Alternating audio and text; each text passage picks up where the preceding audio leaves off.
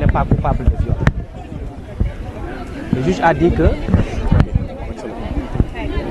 Adji Sarr n'a pas été violé et que Ousmane Sonko ne l'a pas menacé de mort. Le juge aussi l'a dit, Ousmane Sonko n'est pas coupable de menace de mort. Or, ce sont là les deux infractions pour lesquelles Ousmane Sonko avait été renvoyé par le doyen des juges. Pendant 2 ans, ou un peu plus, on nous a vendu un dossier de viol.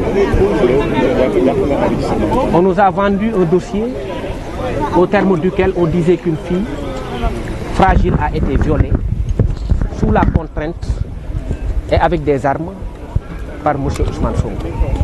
Aujourd'hui, la justice a dit que ce n'était pas vrai. Il y a eu beaucoup de pertes en vie humaine. Il y a eu beaucoup de dégâts matériels. Il y a eu beaucoup d'espoir perdu. Il y a eu beaucoup de familles brisées. Il y a eu beaucoup de déceptions et de chagrin dans ce pays-là. La justice a fini par dire que tout ça devra accoucher d'une souris, parce qu'en réalité, le prétexte à tout ça n'était pas fondé. Et nous avons toujours dit que Ousmane Sonko était victime d'un complot, d'une conspiration et qu'il n'a jamais violé. Donc sur ce point, la justice nous a donné raison. Et ce que l'opinion doit retenir aujourd'hui, c'est que Ousmane Sonko n'a pas violé Adji Sarr. Ce que l'opinion doit retenir aujourd'hui, c'est que Ousmane Sonko n'a pas menacé Adji Sarr de mort avec des armes.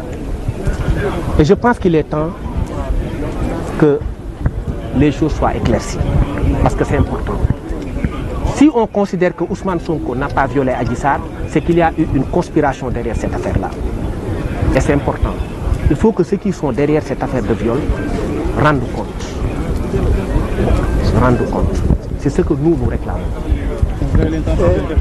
Nous avions déjà déposé une plainte devant le doyen des juges pour complot, pour association de malfaiteurs. À qui? Et devant le doyen des juges. La plainte n'a pas eu de suite. J'espère qu'aujourd'hui cette plainte sera traitée. Parce que dès lors qu'on considère que Ousmane Sonko n'a pas violé Adji Sarr, il est clair qu'il y a une conspiration dans cette affaire-là. Je rappelle que la peine est de 2 ans. Et je rappelle à l'opinion que la peine est une peine d'inéligibilité qui ne permet pas à Ousmane Sonko d'être candidat à la compétition électorale de 2024. Et pour moi, il s'agissait pour nous de la défense. L'objectif était de salir un homme, cet objectif n'a pas été réussi. L'autre objectif était de le rendre inéligible. Cet objectif a eu l'effet escompté parce qu'aujourd'hui, avec cette peine-là et en l'état actuel des choses, Ousmane Sonko ne peut pas être candidat à la compétition électorale de 2024. Voulez-vous nous dire exactement les amendes et tout ça? Le verdict carrément. Rappelez-nous carrément le verdict, s'il vous plaît. Il s'agit d'une peine d'emprisonnement de 2 ans ferme. Oui. Pour corruption de la jeunesse. Oui. Parce que Ousmane Sonko a été acquitté pour viol, il a été également acquitté pour menace de mort. Il a été condamné à payer 20 millions à la partie civile qui, comme vous l'avez constaté, était en larmes parce qu'elle pensait qu'elle devait être satisfaite parce que simplement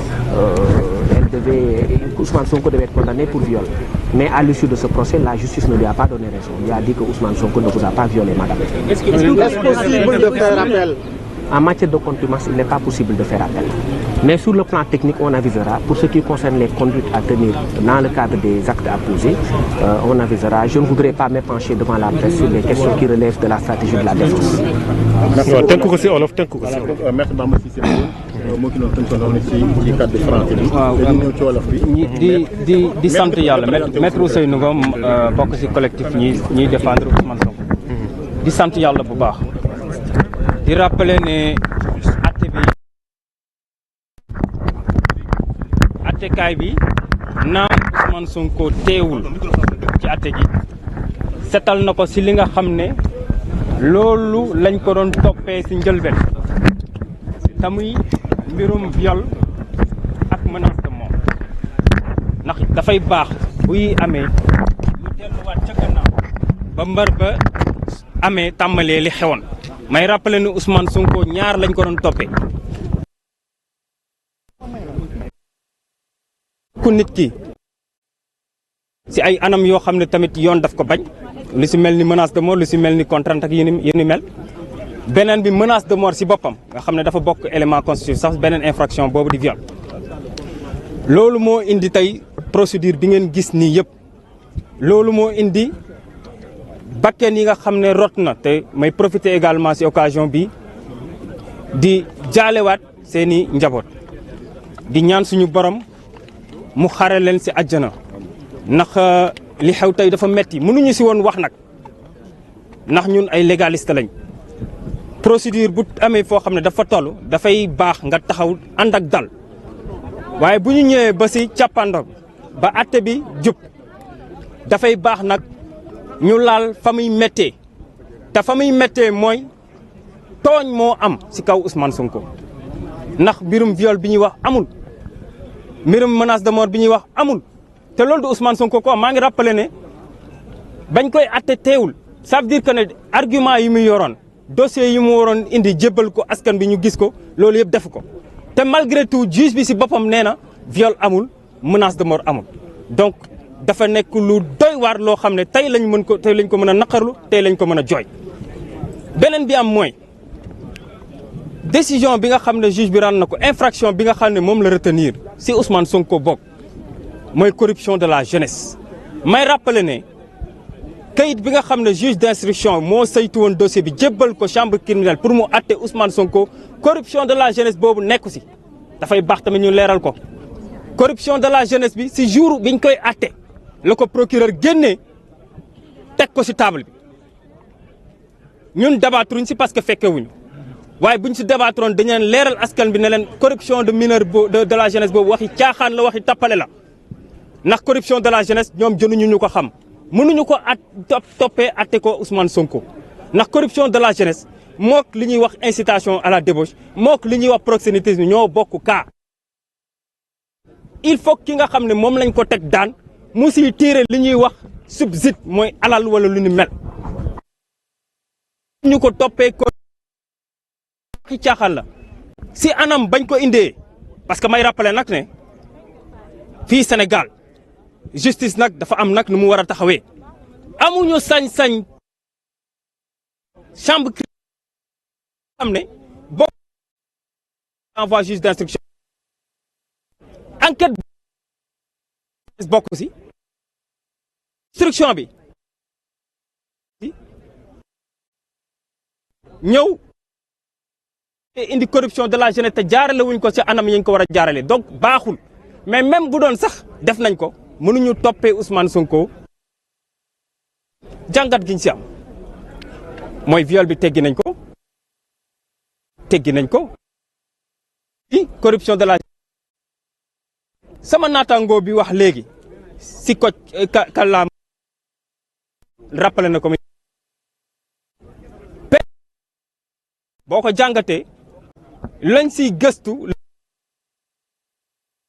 Ousmane Sonko loolu il faut mu leer dëgg ñi doon wax ne leen objectifu ñi nga xam ne ñoo teg lii mooy teggi candidat ki am nañ dëgg ci ñooñu beneen dëgg bi ñu am mooy ñi nga xam ne dañoo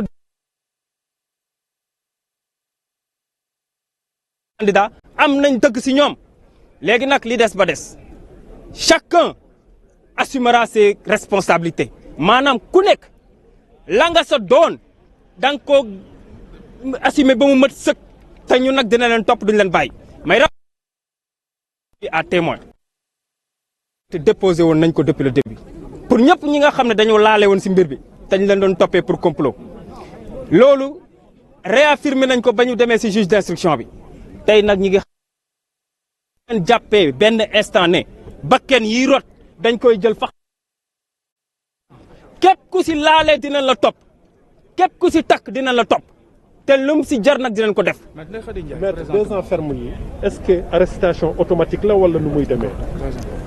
ci loolu dinañ ci addu ndax xam nga lu tax dafa nekk ay question de procédure yoo xam ne teel nañ pour ñu mën ci wax ñun daal lu ñu mën mooy jottali askan bi li xew li ñu mën mooy leeral askan bi que ne Ousmane Sonko bi nga xam ne ma nga nii këram ñu barikate lañ ko toppee woon ci njëlbeen teggi nañ ko li ma leen di ñaan nag ñoom mooy comme teggi nañu tuuma yooyu viol bi nga xam ne moo ñu yóbbee li yëpp nañu dem këram dindi lañ fa def loolu dama koy wax askan bi nañu am seen fula nañu dem teggil barrière yi nga xam ne moom lañ teg kër Ousmane Sonko ndax wax léegi nag bu desee ba des nag caaxaan a des ndax viol la woon ak menace de mort setal nañ ko ba mu set li si topp yëpp ay caaxaan la nañ dem dindi barrière yi nañ dem dindi barricade bi c'est une demande sociale te nag caaxaanuñu kafuñu caaxaanuñu je vous remercie.